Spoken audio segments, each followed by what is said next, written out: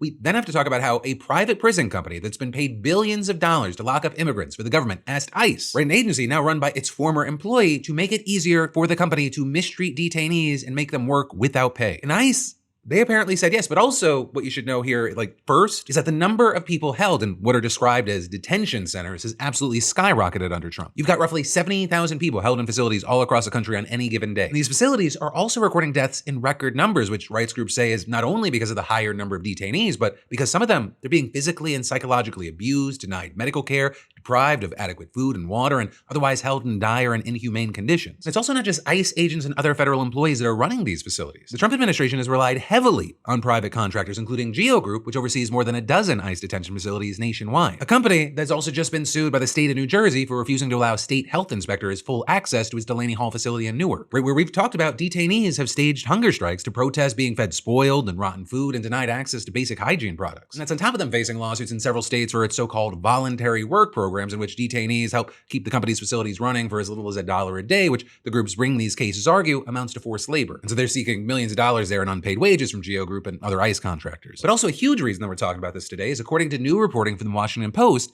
GEO Group privately asked ICE for changes that could benefit its business and support its legal position in the lawsuits that it's facing. And so, for example, they asked ICE to remove text saying that contractors needed to follow state and local laws related to the treatment of detainees. They then also asked that the new standards specify that detainees are not employees of the facilities where they work, and both of those requests were granted in new standards released by ICE this week, with several references to contractors having to comply with state or local laws having been removed, while there's also new language making it crystal clear that despite working, detainees are not considered employees and are therefore, quote, not entitled to wages or benefits under applicable wage laws or labor regulations. And in fact, the new guidelines reportedly even prohibit contractors from paying detainees more than $1 a day, even if they wanted to. And that's huge because that is something that GEO Group could use in the cases it's facing, because, right, the fact that it could have been paying detainees more until now, that's an argument that's been used against the company in court. And then what makes all of this an even bigger deal, that one of the big takeaways are the extraordinarily close ties between GEO Group and some of the country's top-ranking immigration officials. We're talking about people including border czar Tom Homan and acting ICE director David Venturella. Right, Homan, ProPublica already found that a former associate of his already tried to cash in on the connection. Then there's also the fact that Homan himself allegedly accepted a $50,000 cash payment in a takeout bag from undercover FBI agents posing as would-be government contractors. Not to mention, he reportedly played a key role in bringing on board Venturella. And Venturella, he has even more history with GEO Group. He earned millions of dollars overseeing the company's detention business for years, and then he worked as a paid consultant for the firm until January of last year, with him then joining Trump's DHS as a senior advisor less than 2 weeks later. And with the Trump administration granting him a waiver from a federal ethics rule that generally bars government employees from working on contracts awarded to their former employers for 1 year. And then just massive, last month, he was elevated to ICE's acting director. Which is why, even before ICE lowered its standards to benefit his former employer, you had Democratic Senator Elizabeth Warren writing a letter to him last month demanding that he recuse himself from all matters that could directly or indirectly benefit GEO Group, saying Americans should not have to wonder whether ICE enforcement priorities are being driven by the financial interests of politically connected detention contractors. Now that said, you do have the administration acknowledging that it received input from federal contractors, even admitting that it aimed to, quote, reduce the burden on detention operators. And beyond that, I will say it's not like it's entirely unusual for federal agencies to ask for feedback from the industries they regulate. But besides the fact that the agency heads and the industry players are usually not the same people, there is also typically a public process that's open not only to businesses, but also advocacy groups and anyone else that has an interest. Or with one expert explaining, the reason we do public commenting is because there are various stakeholders. And ICE contractors, he said, are probably not the best voice to represent the people who are being detained. Now, with all this, I will say you did have one public health researcher who's studied deaths in ICE custody telling the Associated Press that the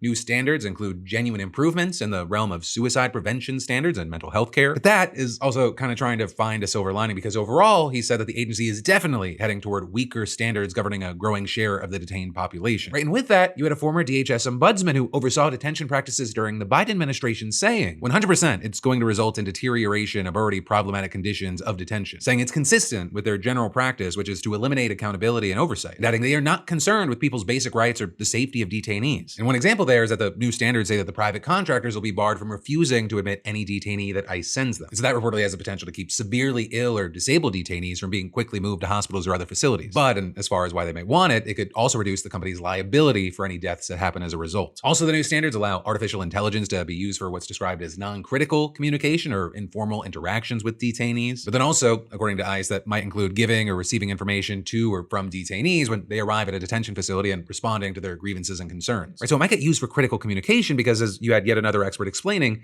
detainees' concerns often include very urgent or even emergent information, such as when a patient's been denied life-saving care. And then with that, noting that the rule also leaves unclear whether assessments meant to flag medical and mental health conditions could be done with AI as well. And so yeah, ultimately, as much as we've already talked about how just alarming the conditions are with these detention centers, that does not mean they cannot get worse. And unfortunately, it seems like that's where things are headed based off of numerous relationships and some people wanting to make a little more money.